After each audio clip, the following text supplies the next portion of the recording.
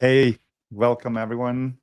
Welcome Annika Manti. Welcome Jarno Kartela. Thank you for being with us. We're going to talk about Marimekko today. And before we talk about anything business related, let's just go through the amazing fashion on show here. Let's start with your shirt, Jarno. Yeah, so I decided to wear a Joka Poika shirt. That is one of the most iconic things that we're producing and still producing now. Annika. Yes, I'm also wearing a Marimekko shirt, but I'm sitting here in our focus meeting room having the focus pattern here hanging on the wall behind me. Is that like a limited edition thing, or is this something like normal mortals can also buy? Well, I think we might have this fabric currently, but we do have some home products actually with this pattern currently. I But feel they like are the colors upcoming every now and then in different collections. I feel like the colors of your shirt, Annika, is like what I kind of most associate with the Marimekko brand, to be honest. Yeah. So just like there might be one or two people here who's been living under a rock and don't know the brand. Let's just can we just have a let's say like a thumbnail sketch of the Marimekko brand? Yeah, for sure. And like super briefly, we're a Finnish design house founded already in 1951. And those who know us, and apparently you as well, likely know us from the bold prints and colors through which we want to bring joy to people's homes and lives everywhere across the world. So if you see a Marimekko product, you can typically quite quickly detect that that's a Marimekko product if you know the brand. And if you don't, like, please go and check it out. And currently, we work in fashion, bags and accessories, and home, with our main markets being in Northern Europe, Asia Pacific, and North America. And I think we have currently around 170 stores and shop-in-shops across the world, whereas our online store serves 38 different countries, if I'm not mistaken. Right. So because I recently flew through Helsinki airport, and of course, then it's kind of interesting to see how recognizable the brand is. The Marimekko store. You don't even have to see the logo. You just kind of see the play of colors and patterns, and I know this is the Marimekko experience. I have no doubt about that. But is that typical? Like you're mostly, at least in Oslo, you're mostly like in store. Like there are other stores, and then there's a Marimekko section. Yeah, there's like, I think we operate almost on every single business model. Like here in Helsinki, like if you walk through the city, you're going to see a lot of flagships or close to flagship size stores. And of course, across the world, it's going to differ from country to country. But like in some of the key cities that we operate in, it typically holds a flagship as well. Right, right. I mean, to a Nordic person, Marimekko is like iconic, like Nokia or Fiskars or Moomin or Itala. These are like and these are, I guess the Swedes have Spotify, but like some of the most kind of iconic and beautiful brands are Finnish, I feel, in the Nordics. So so let's just talk about where you are, or like your in your digital journey.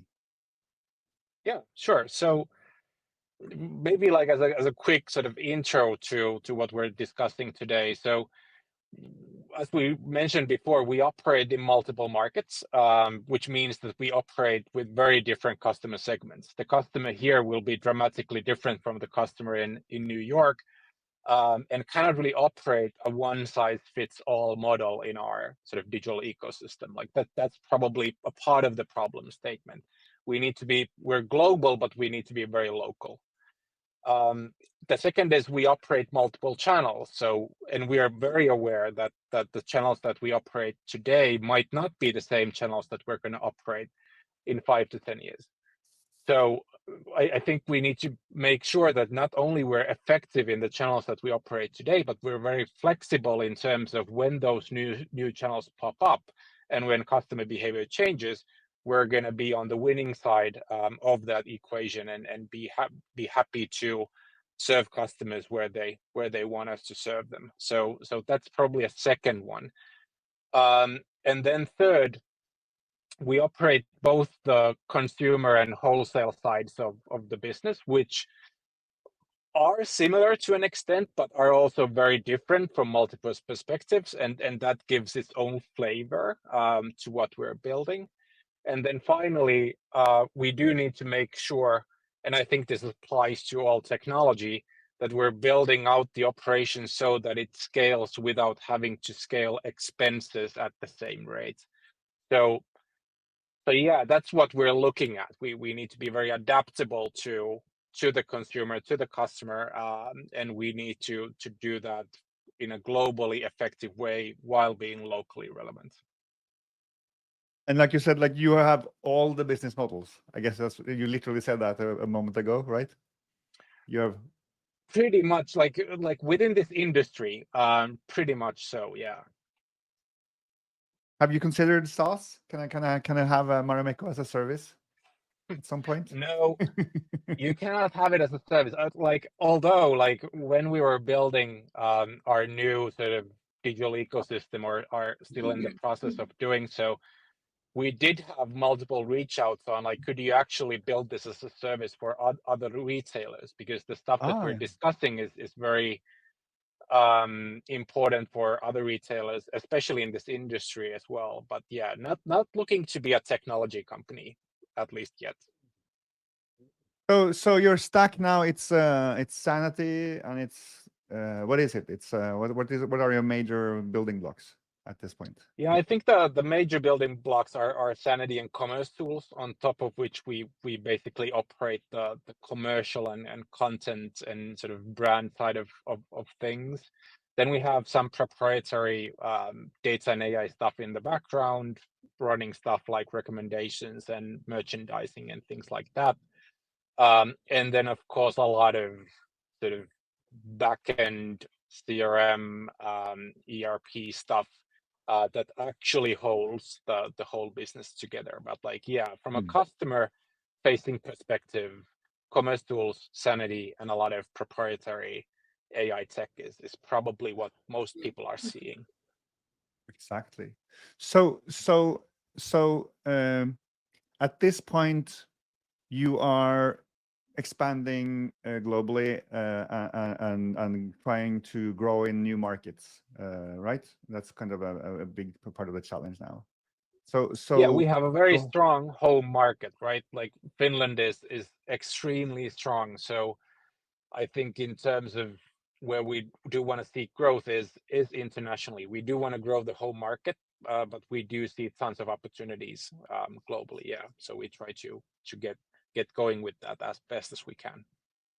As a local, it's kind of Marimekko is some of those bands I liked as in my 20s. Like how come not everyone has heard about this, right? Like it's still almost like a well-kept secret, even though in my world it's a huge thing, right? So Annika, you are the digital commerce content and growth manager, and I think you are at the pointy end of this ambition. Is that fair to say?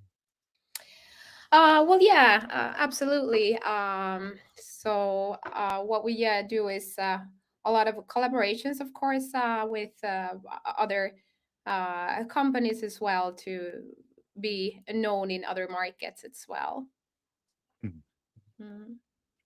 And then because as you then run this single stack store, but it's globally differentiated. How does that work in terms of content and growth? Yes, so we're basically like managing the global content here from the headquarters, and we do have teams across markets. So we are working very closely with them as well. And one challenge maybe that we have had is, or that we have wanted to focus on, is to make it smoother, the collaboration between the local teams and global, and to enhance the whole content process there. So what we are basically now doing as well is just providing all of the global content that the locals can then choose to utilize, but they are also able to fully localize the content if wanted, because for the e-com, for example, we might have pages that are exactly the same no matter market area. But then there are also these sections that they want to fully localize, for example, categories where they showcase products and maybe want to lift out specific assets or imagery, etc. So they can fully localize, but then again also lean back on the global content when needed. And having So- this, yeah, sorry. No. So I just wanted to. So how, in your experience, like what's the difference that makes a difference in terms of localization? I guess some things can just be translated, but like, well, how do you invest in this kind of localized differentiation? What makes sense? What kind of moves the needle do you? So how are the local stores different, and how does that impact your business? Does that make sense? Yeah, I think what makes a difference is having the opportunity to lean back on the global content we have. We can also fast, move towards new markets. For example, we are already content-wise halfway there, having the content there already. And then when we probably enter a new market, then it's just a few spots that needs to be localized. But like, why? Let me ask you this way: like, why can't just all the stores be the same? Some of the stories are the same, and most of the stories are actually the same, but we have currencies, for example, or different delivery times, these basics in e-com that might differ then depending on what kind of service providers you have, etc. So there is a big need to be able to localize the content anyway. Okay, so it's mostly here about like practical matters and logistics and stuff like that. And then, do you have different products in different markets, or are they mostly the same across? They might vary a little bit, but yeah, mostly quite the same. They might like appear in the markets in different timings, etc. But overall, the selection is quite the same. Yes.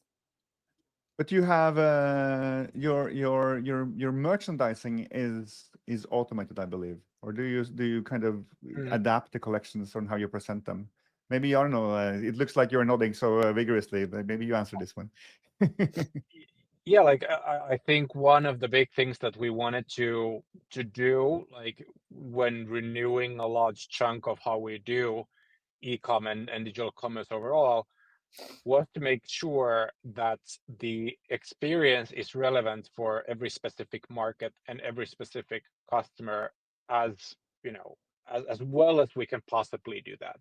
And then we quickly realized that the only way to do that is with some sort of automation AI stuff. There's no way that we can manage all of the markets, all of the customer segments, all of the categories, and all of the products at the rate at which we need to manage them. So quickly we kind of found out that we need to make sure that things like merchandising, which really affects the customer experience, are automated and try to serve the needs of that market as well as humanly possible.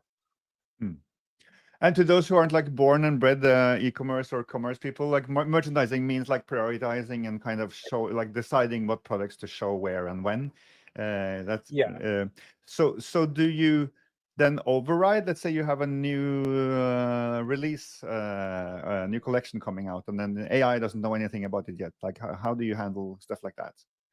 Oh yeah, that already gets a bit deep into how the thing has been built. But yeah, like essentially the idea is we have a mix of three things working in our sort of automated merchandising. One is, as Annika said, locals can override it if they choose to do so. So the basic idea is you have at any given moment, you have thousands of products, but for a specific category at a specific point in time, you want to highlight your products. You can always do that manually within your market.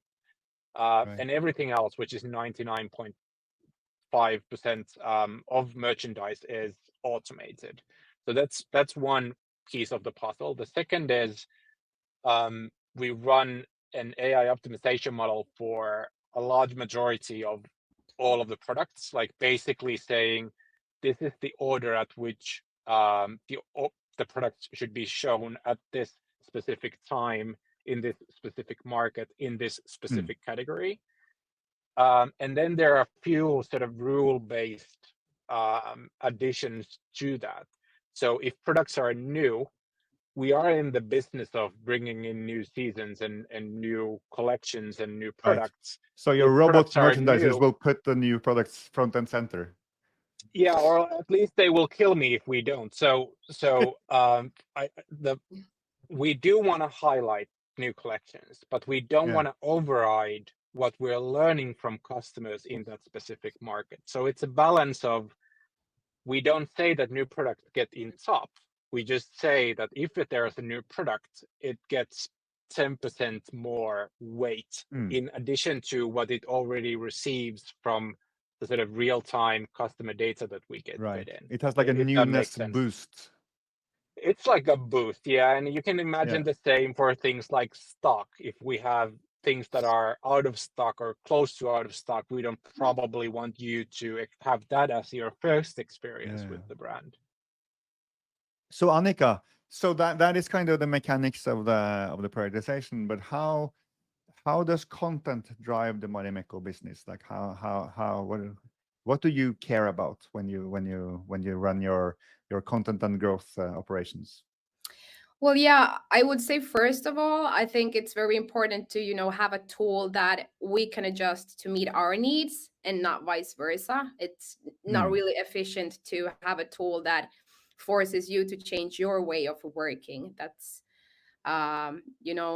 just to be able to adjust the tool to meet our needs gives us, for example, it gives endless opportunities to showcase all of our hundreds of bold prints and patterns, the stories behind them and the designers that created them. We can bring this out to basically any touch point we want to. And also, as Jaron also mentioned there in the beginning, like we don't know where we are in like 5 to 10 years, and having a CMS that we can adjust towards our needs also makes it a little bit future proof as well. Yeah, that's something, I mean, we hear a lot, and it's also, of course, one of my favorite talking points. So thank you, Annika, because I feel like with the Composable Stack, and you have that, like you have e-commerce tools, you probably have tools I haven't even heard about, and then we see a lot of customers were feeling or measuring, depending on their culture, that moving between tools is expensive or uncomfortable or slows you down. So like bringing things together in one control plane. And that's kind of what you've done, and you're using Sanity for that, which makes a lot of sense. So I see that the audience wants to see the stuff. I guess maybe you're ready for that now. The live demo. It's always that's always fun to do. Yeah. Yes, sure. Well, yeah. Also, like for the content management, so we of course wanted to optimize the time spent on managing the whole content. Just giving a background here before I start showing you what we have done, and having well-designed components, and also putting a lot of time on a good presentation mode has helped us a lot to decrease the time spent on the page building, for example. So what I could do is to show you actually the time traveler, as we call it. I'll start sharing my screen.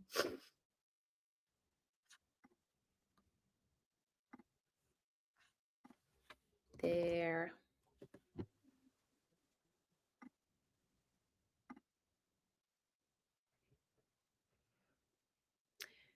So what we do have here now is the presentation mode of our Finnish front page, actually, but I'm gonna jump into our global site. That is not shoppable, but that's where I'm gonna show you now what it looks like. So here on the left side, we see the current front page on our global site, and you see that there are like different kind of components here. Then on the left side, we have all of our components. We call them layout blocks here. And you can see that they might have like different namings. There are like week 41, week 43. We operate in weeks when it comes to content editing. And then the time traveler, we actually have then here, we have this calendar added. So now I have today's date at 10 a.m. This is what it looks like. But what I can do is I could actually go back and check how did my front page look last Monday, for example. And if I click then on the date, you see that the front page now switches. So I can go back in time to see what I had previously. What I can also do is jump to the future. So now we'll see what I will lift on the global front page next week. Here we're lifting our cashmere knits and the Mari denim, our denim collection that was quite previously released. So here I can then see the future, and I can go and edit straight away. You know, if I don't like the order of my products here, I can just click the product, scroll down to the product list, just drag and drop. Then it takes a couple of seconds before it updates. Now you see live that, okay, this is the order that I want to have. And then I'll publish it. And nothing, of course, goes live because I have already scheduled inside this specific component that it would go live on the front page on the 21st day at 8:30 a.m. Wow. Yeah, so that's our time traveler. And of course, going back to like, if you want to see something that has happened in the history, that of course needs to have the layout block still then in this list to be able to see it. If I remove it from here, then it doesn't exist anymore. But otherwise, this has helped us to plan very much ahead as well in all of the teams across markets.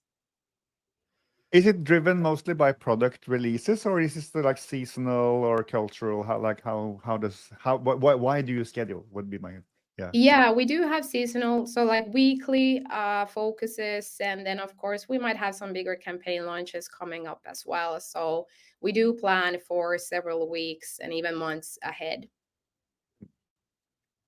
And these are then also for each market, or is it like a common grid? Yes. So basically all of the markets have their own, they can just in our presentation mode navigate in our ecom as a regular visitor basically, but the only difference is that they can go and switch the or edit the content themselves. Wow. And what's also another thing is that when we moved over to Sanity, it was also very important for us to be able to access every content that we have. Nothing should be hard coded and, create a bottleneck. So we also have these, basically, you can just hover your copies and then you can go and edit it straight away. Oh. Yeah. Oh yeah, okay. So even though if something wasn't localized to my taste as a local operator, I can change that. Yes, this Wow, that's stores and thoughtful. services is a good example, for example, because not all markets have stores. So then you can see here all of the fields that we currently have available. It might vary depending on what markets wants to lift out. So that is Right. how it's Interesting. functioning. And if the local markets would choose not to add anything here, then we would use this fallback, as we call it, the global content that could be utilized. And the global then. content is Finnish English. Yes, indeed. Yeah, that's the global. That's how we all view the world. Yeah. Perfect. Currently. Yes. Nice. Interesting. Yeah. And one other thing I could show still is one question, like, can I have, let's say let's imagine that you have a Halloween themed series with orange prints, and then you want to launch that only in the US. Is that something you can do with this rig? Yes, absolutely. That's something we can do as well. So basically, all storefronts are fully customizable. If they want to, they can do a full front page takeover, for example, on their own front page and their own categories, etc. So that's fully possible to do. There's a question in the chat here about the adaptability. I guess like this is still structured content, so you probably can adapt this to other channels as well. Maybe Arno, you want to speak to this? Yeah, that is exactly the plan. So, of course, we have things that are very close to ecom, but like at the end of it, we have things only done once in a structured content way. So now that we're bringing out Sanity to other channels, to marketing channels, to email, to paid media, to even physical stores at some point, we're not gonna have to, reinvent the whole thing, like, because there's things that are true regardless of channel. As Annika mentioned, we have products, we have prints, we have designers, we have certain content models and pieces of content that remain true regardless of channel. And I think that's part of the thing that we're trying to accomplish, is that the so-called last mile between us and the customer, which is now the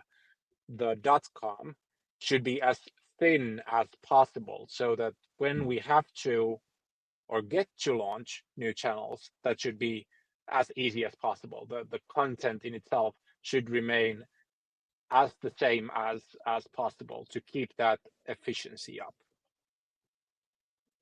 Were you able to show how you organize the information about one product, Annika? Is that like something we can look at?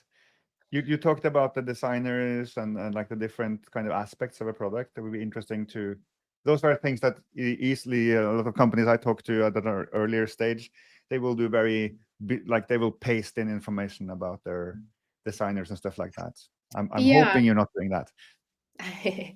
Yeah, exactly. So basically, most of our product information just comes from commerce tools. And then we also have inside Sanity, we have all of our patterns, basically. Here's a list of all of our hundreds of patterns that we have. And also then the designers we have listed here as well.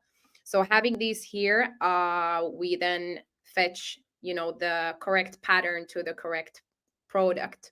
So in that sense, we get also the pattern information to the product page as well.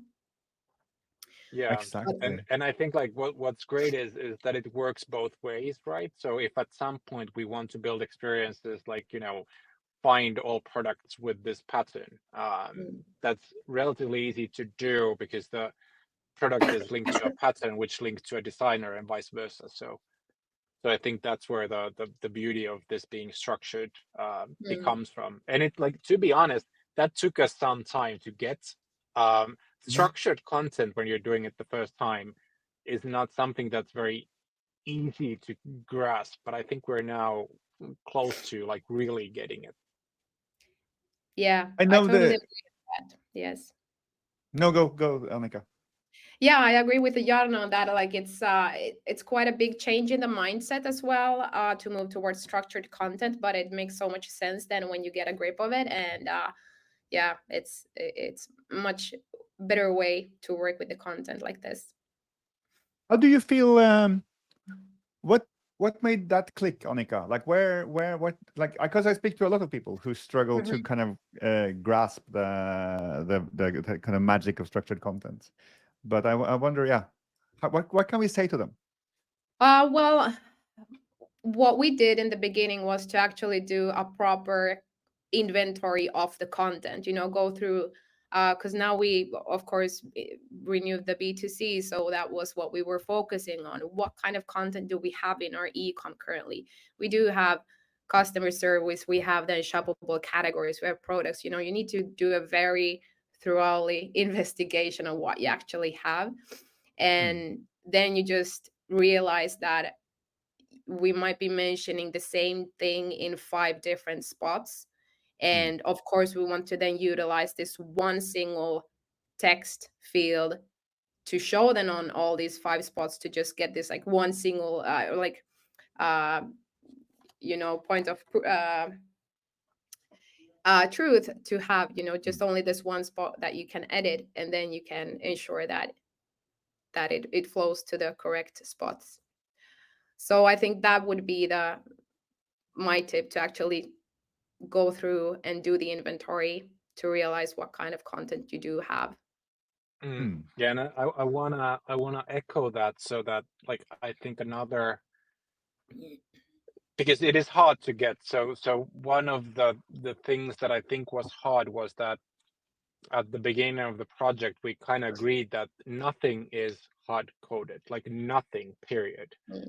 And that was like, it was not easy at first, but now that we're very much there, the efficiency that you get from things not being hard coded, meaning that like things don't get into development if you want to change it locally, is a tremendous advantage in terms of efficiencies if you run a global business. That's interesting, because also I feel even inside the kind of structured content community, there's there is like the opposite challenge. Like even inside Sanity, we sometimes over index on like making everything principled. Like you should have no pages, you should have no. But sometimes it's a page, like it's a landing page or it's a product details page, and it's a component system is the right choice sometimes. And I feel like you spoke to that. Like maybe that isn't always cross-channel even. Maybe it's like not. Sometimes it's actually for a specific channel. And I feel that's kind of what you're doing. You have your structured contents, very strict, very reusable, and then you have your presentation for your specific market, very specific. I know we took the demo off screen. I would love to have it back if that's possible, because can we see your component system? Like what components you have? Is that something you're able to share? Yeah, sure. So when we're talking about the components here, it's the layout blocks that we are talking about in our like how we are building up our pages. But yeah, continuing on what you, Simon, said was with just adding the content to the site or Sanity, working a lot with visuals before. It's a little bit difficult, to start building your page like this, because basically if we go via the structure and start building the layout blocks, this is what I see. And as a visual person, it might be hard to imagine what it will look like in the end. So in that sense, the presentation mode is a very important part in our work. Makes sense. Yeah.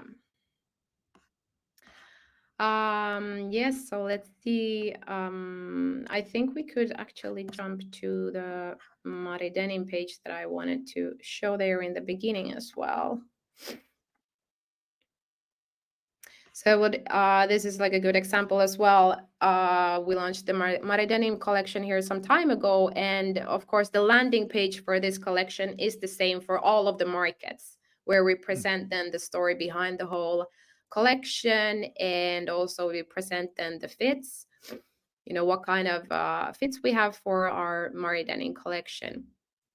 But then in the end of this page, this is basically common for all of the market areas. But then when we jump back to the layout blocks here on the right side, you see that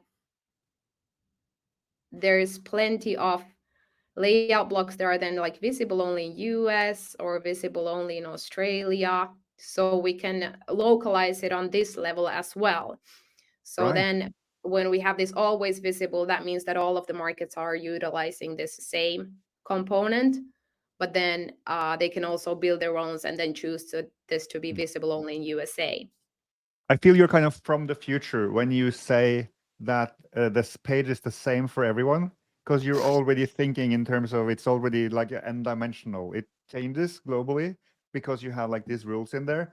But from your perspective, it's kind of the same because you define it as one thing and it kind of morphs itself. That is kind of a third degree of structured content maturity. Right? Yeah, might be. Yeah, we hope so. Yeah. Exactly. So I would love to see. Can I see the is it? Can you like open one of the modules just to have people understand how? Yeah. Or just do that. We can try to create just a new one here. So what we do have here, of course, is the naming. And then we can create anchor links as well to the specific layout blocks. And then we have the countries here. So this is where then USA, for example, would add their own market here if you want to restrict this specific layout block only for that market. Right. But otherwise, it can be left empty. And then we have this reusable possibility as well. That's when also the naming convention comes in handy, because you can then add this specific layout block. You know, if you're building it here in the Mari denim section, you're able to add that specific layout block wherever on the site as well, if this reusable is toggled. So then you can basically reuse it, as it said. And then that I showed previously as well, for the front page, we do have the start and end date. There's also this scheduling here, of course, but working on component level, we experienced having the start and end date makes it much more efficient for us. So this is what works for us with this one. Yeah, we see a lot of e-commerce companies do exactly that. So that's probably something we should standardize. It's yeah, interesting. And then within the actual content, oh yeah, so now you have the layout schema. Interesting. Yeah, we do have all of our components then here, quite a long list of them. And if you then choose, for example, hero, then it should something appear here in a while. But yeah, so we do have different layout styles for the layouts as well. We can choose to split with, for example, where you can then choose the color, the background color of it.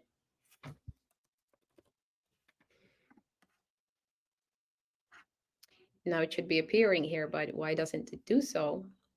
Just a second. We need to jump back. Because it's a live demo. That's kind of the rule of live demos. That's why. Yeah. It's working properly, exactly as the universe prescribed. Exactly. We need to see. I mean the.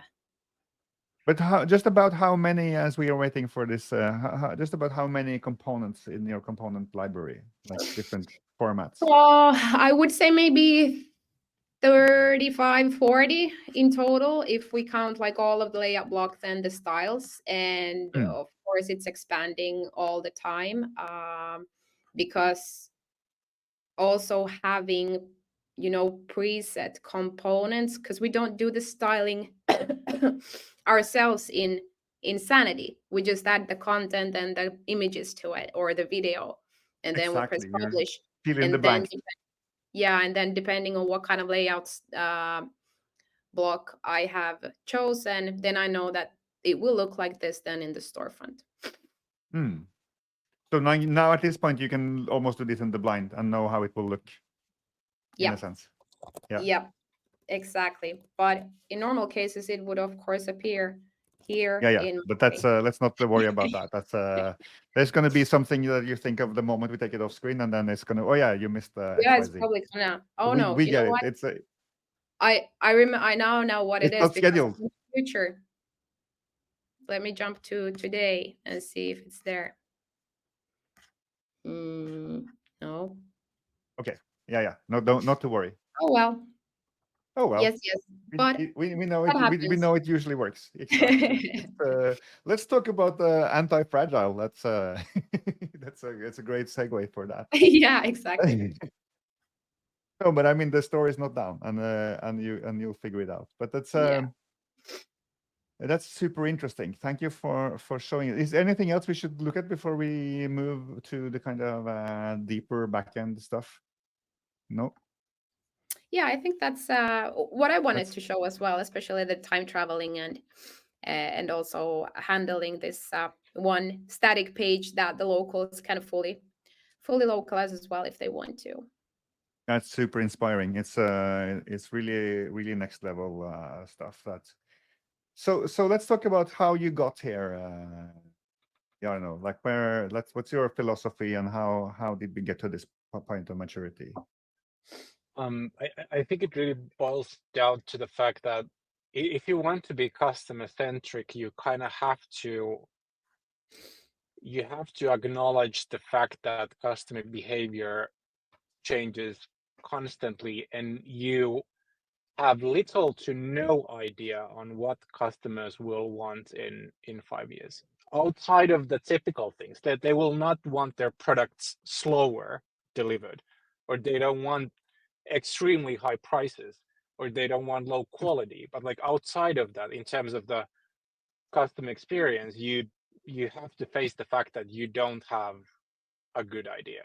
I think it was a study by Google that was regarding Gen Z and the upcoming sort of buying generation, that they see the nets, the www as sort of this ironic, odd place in which weird adults go and browse things. They don't like that. It was a direct quote that it is this cottagecore, ironic medium that grandparents use.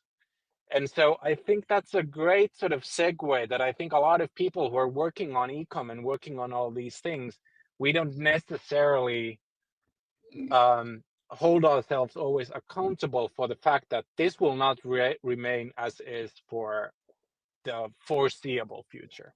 Like it will change. And already the upcoming buying generation is much more into social. They do commerce much more on like directly on social networks, and it never crosses their mind to go to marimekko.com. They Exactly. are much more fluent in being mobile only. A lot of them will not have laptops. They will likely only have iPads, if that, because the mobile is so powerful that they The don't laptop is really. for school. Yeah, a laptop is for like it's the same as a desktop computer for us back in the day. So so I think the philosophy, I don't think we have a philosophy. Our philosophy is, if you want to be customer centric, you need to acknowledge the fact that what you have now will not be the thing that you're going to need to have in 5 years. And so Exactly. so So you specifically if don't believe in that's, anything. yeah, That's what yeah, changed. kind of, right? Or at least like you're humble enough to say that we don't know, so we need to build things in a specific fashion that allows us to be flexible and adaptable when the like inevitable thing happens, and the .com is not the biggest like digital sales driver anymore, but we need So to have an it's so application beautiful or. to hear. It's so beautiful to hear. Like when we designed Santi, we were like, one of the things that annoyed us. We used to be an agency, was like people are talking about digital transformation that is as if it's something that you do once and it's over. But the reality is that you're entering a world of constant transformation, and you need to build a stack that enables you to just keep moving. And that's exactly what you. I guess that's. I disagree. You have a philosophy, and that's your philosophy. Yeah, well, the philosophy is if and when customer behavior changes, are you on the winning or losing side? And we want to be on the winning And you're side. set up for that mobility. Yeah, so and that's why we do certain things. That's why we do content once. That's why we have a composable CMS. That's why we do commerce once. We believe that we're going to be in commerce, right, in 10 years as well. We just don't know what the channels will be. Exactly. So I think that's kind of the point. And being such a design brand company, content is so important for us. It is. It's not an afterthought. It is at the core of how we run things. It is literally how we know about you, right? Like there is at some point we have the merchandise, but that is like at the tail end of our relationship to your brand anyway. So before that, it's only content. Yeah.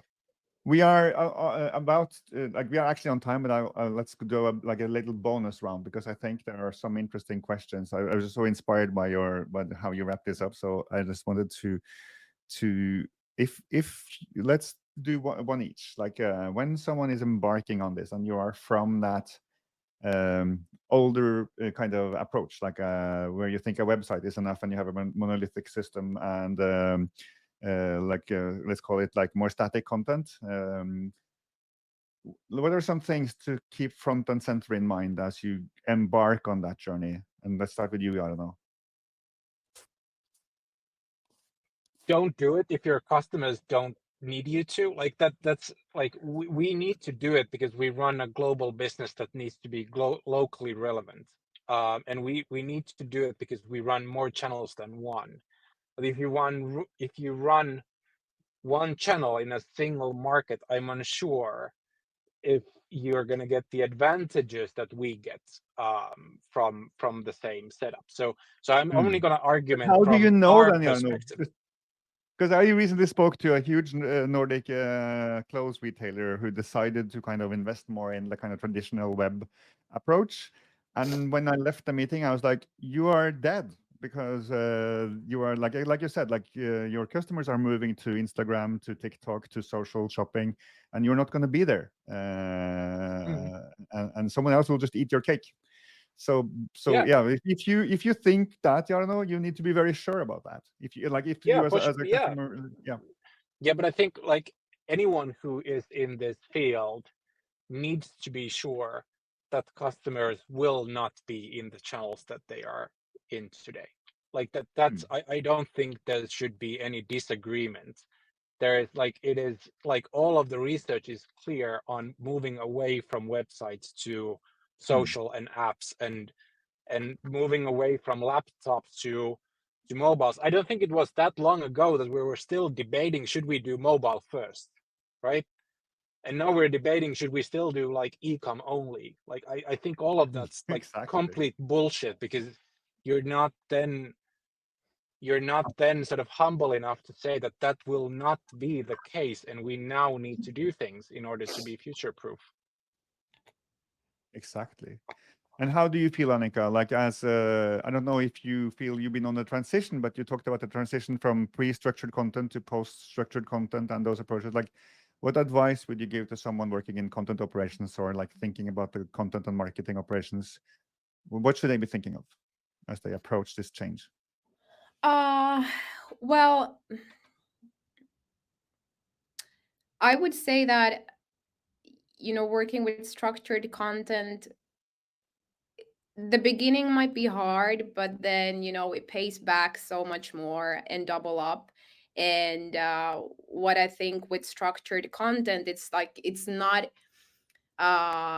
e-com only or then newsletters. It's also probably internal, tools. So I don't know, in the future, we might be like inside the whole company using Sanity, most likely.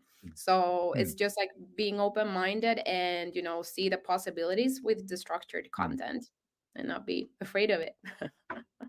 Yeah. Well, let's bottle that up and give that to everyone. Thank you.